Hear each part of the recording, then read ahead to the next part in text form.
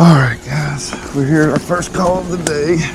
We were actually here last week and fixed the other one, put a new disconnect over there, and we were going to look at this, but we ran out of time. That wasn't a good idea. Anyway,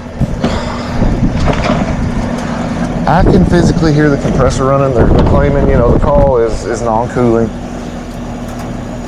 We see the fan, I hear the compressor, but see, something you can check for refrigerant is number one, the gauges, but put your hand over the fan, and if it just feels like outside air, I promise you, more than times than not, you're going to see that you have no refrigerant in the system. So we'll start right there with that. This is obviously an R22 unit. That's just the different types of refrigerants. There's hundreds. So if you read your labels, it will tell you everything. I just have been doing this for so long that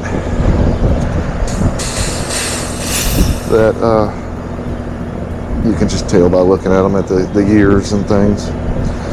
Okay.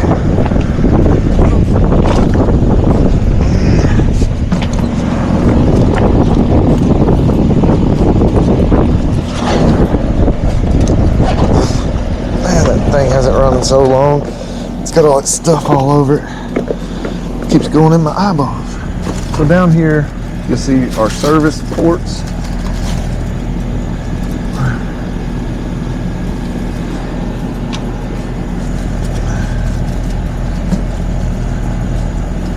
That liquid line's gonna be fun. Okay. Now these are just straight air conditioners.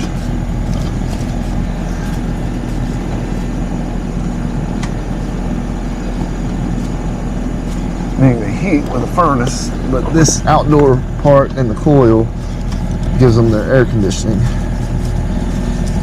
Only thing from the furnace we utilize at this point in time, man, that port is hard to get on, is the blower in the furnace to distribute the air. Yeah, and as we saw, there's -3 point something in there, so this thing has not a dime of refrigerant in it.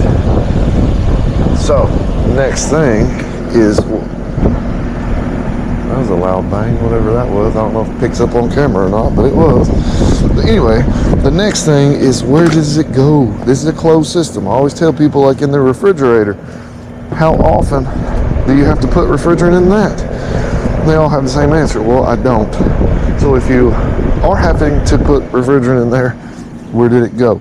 Now, I'm gonna kill it so we can get in the crawl space, and then we'll pick back up. All right, fellas, we are back, or girls, I have no idea. People, that's what we'll call you. Oh, people. Oh.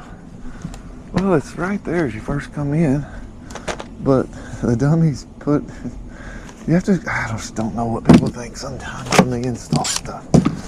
Why wouldn't you face it this way? But it gives me more to complain about, I guess, too, doesn't it? Okay, spider webs. Fun. Okay.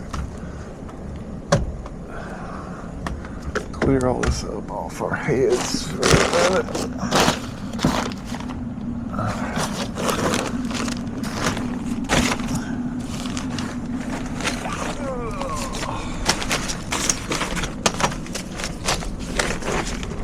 Now, when you're up under the house or wherever yours is, right here is the thing that we need to check. This thing is called the evaporator coil. The refrigerant lines go from the outdoor unit to the coil. Like I just try to see it as like a big radiator, and you're pumping this really cold liquid refrigerant through there. And as you are, the blower from the furnace distributes the air through all your ductwork in your house. So with this having the age that it does, we'll take a look inside, and I'm going to venture to tell you that you're going to find a rust bucket, but I don't know. Oh, there's a screw. I don't know if I can get it all. Yeah, we're good.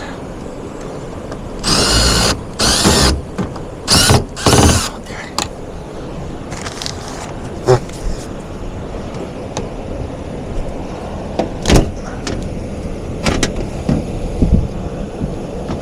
That's a weird one. You can't even get it out.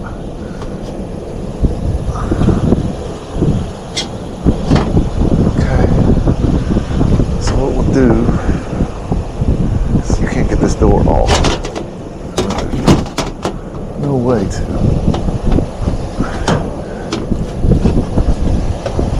But as you see, it's like a big radiator, and it's in the shape of an A. That's why we call it an A coil.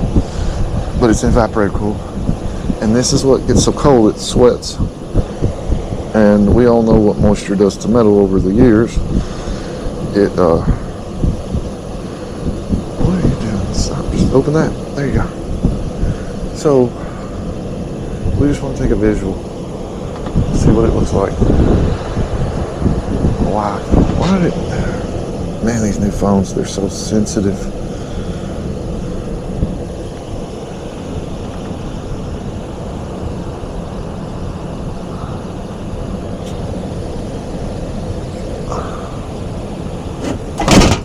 So let's see what we got here.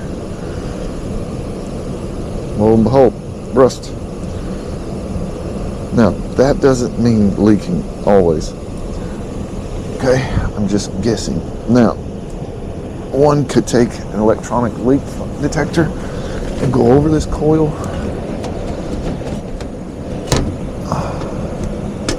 There's a lot of different avenues that one can take to figure this out. You can, if it's a real hard leak to find, you can use dye. Why is that like that?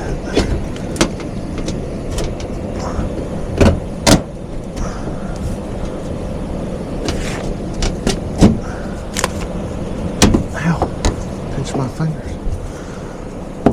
Okay.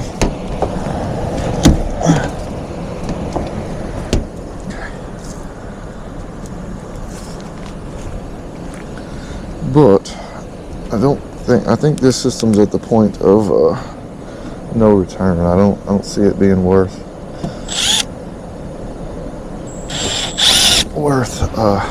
shoving a lot of money into, because you never know when, the compressor's going to take a dump. You never know.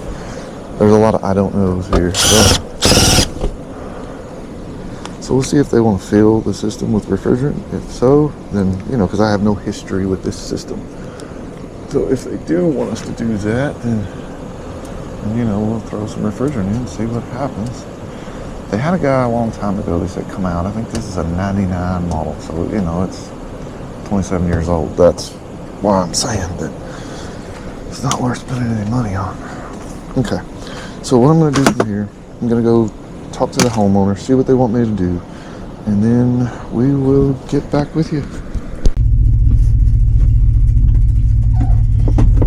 All right, guys, we're back. I talked to the customer and everything, and at this time, they really can't afford it. They've got some other issues that they've got concerns about at the house with the gutters and everything. So she did tell me that they had put, I don't know, 3 years ago, something like that, a guy came, diagnosed the same issue that I diagnosed, no refrigerant, and he did put refrigerant in it at that time.